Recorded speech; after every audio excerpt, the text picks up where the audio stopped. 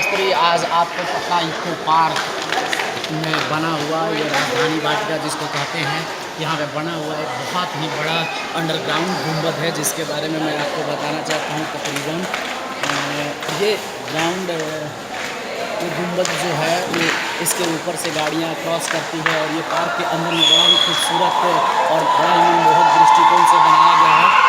और जिसे आप देख सकते हैं कि इतना ऊंचाई है, यहाँ पर इतना ही शोरगुल हो रहा है कि पूछिए ही मत।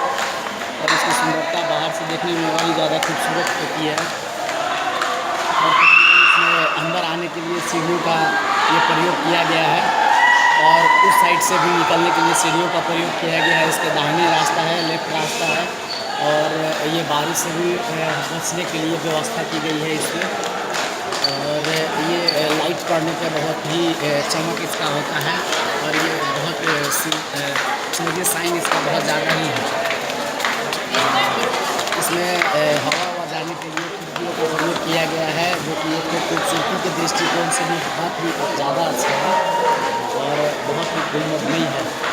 इसे आप हमारे कैमरे के माध्यम से चारों तरफ से दिखा सकते हैं, एक बार दिखा दीजिए।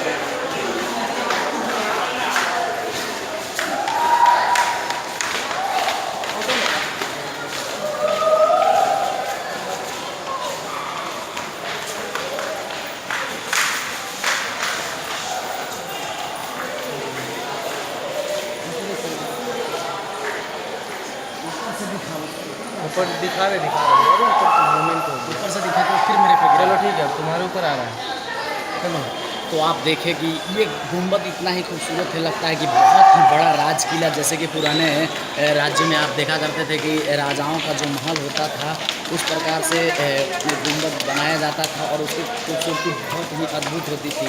उसमें बहुत सारे कारीगर और कलाकार उसमें मिलकर उस महल को तैयार करते थे। उसी तरह से ये महल की खूबसूरती बनाई गई है, बहुत ही ज़्यादा खूबसूरत है, रोचक है।